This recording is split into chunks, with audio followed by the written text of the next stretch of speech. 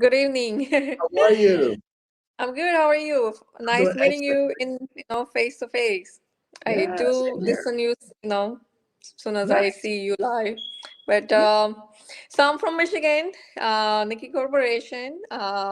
We are in business been 2 year only. General Mhm. contractor.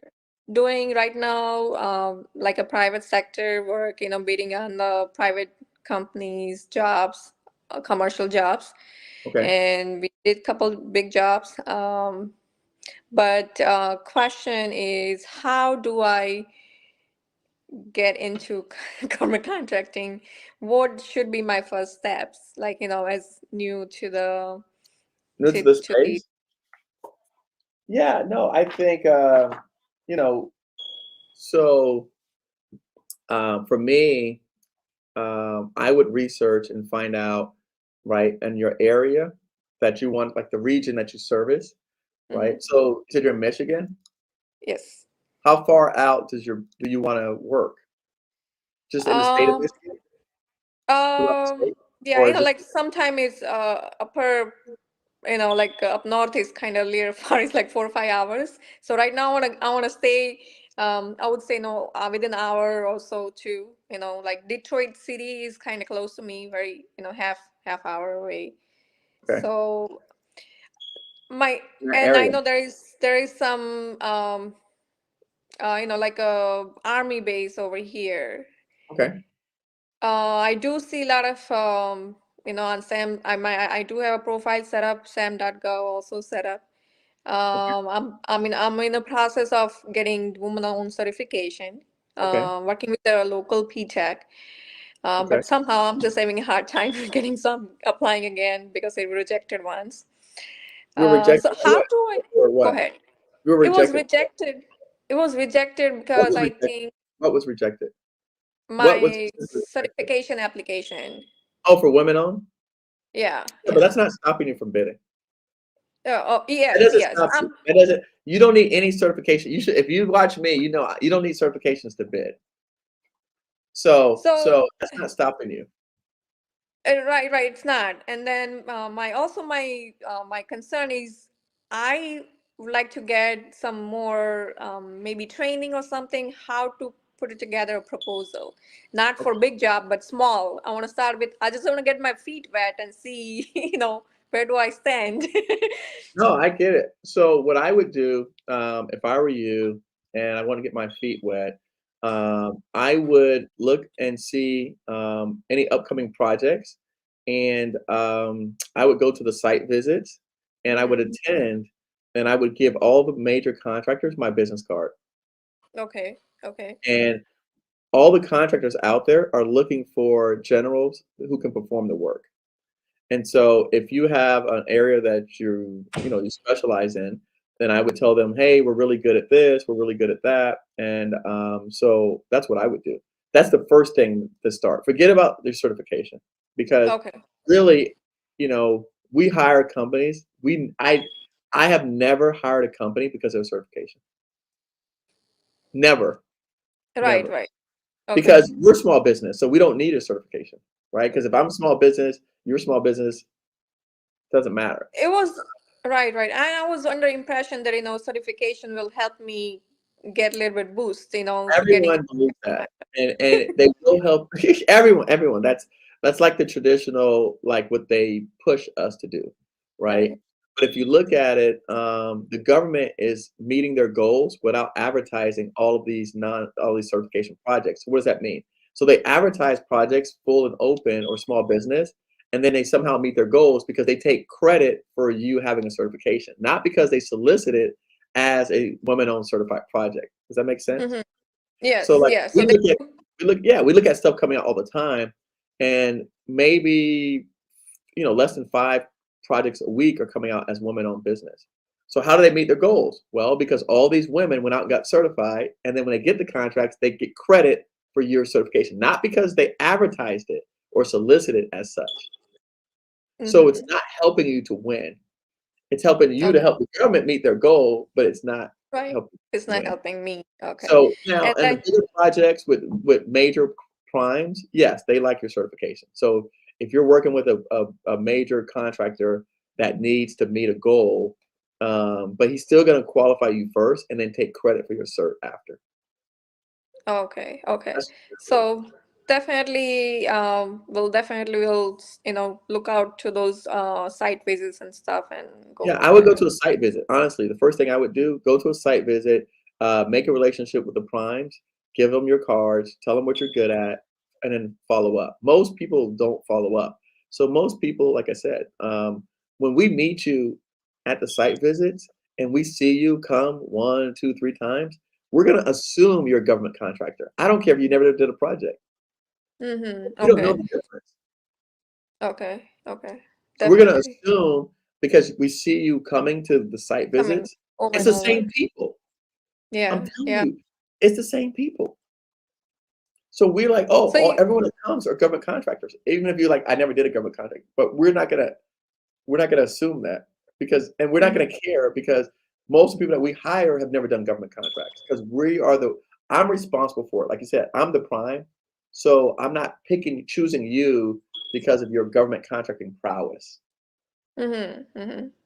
I'm Do choosing you, you because you are like, hey, you've got really I'm good here. electrical engineers. Yeah, you're right. You have really good. Hey, I've already got these electrical. I got this demo crew, Eric. Man, I'm telling you, they demoed this whole building. Like 22 guys showed up and they demoed it in 3 days. I'm like, what?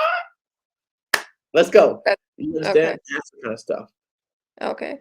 So, I'm following you lately, lately last year or so. I do miss lot of your, podcasts, but when you started your journey, did Right. you did you like started as a sub and I then get did. into Prime? I did. I started as a sub. I started actually as a consultant because I needed money. So I didn't have money to do my own projects. So I Mm-hmm. helped other people win contracts, and then I managed them for like fee for service. And Mm-hmm. then, but one thing I learned, and this is what I teach people, is because I help other people win contracts, I own the relationships. Right, right.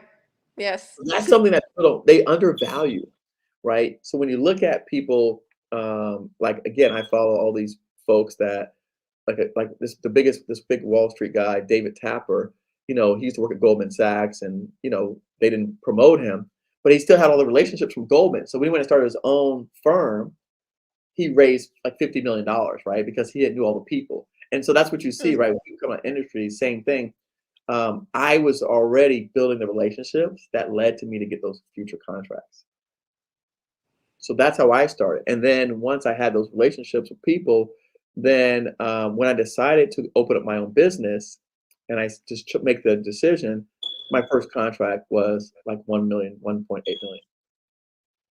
So when you land on the contract, did you had a crew already that was working for you, or you got a So, contract and you got a so I did not have a crew, and these are excellent questions, by the way. I love your questions.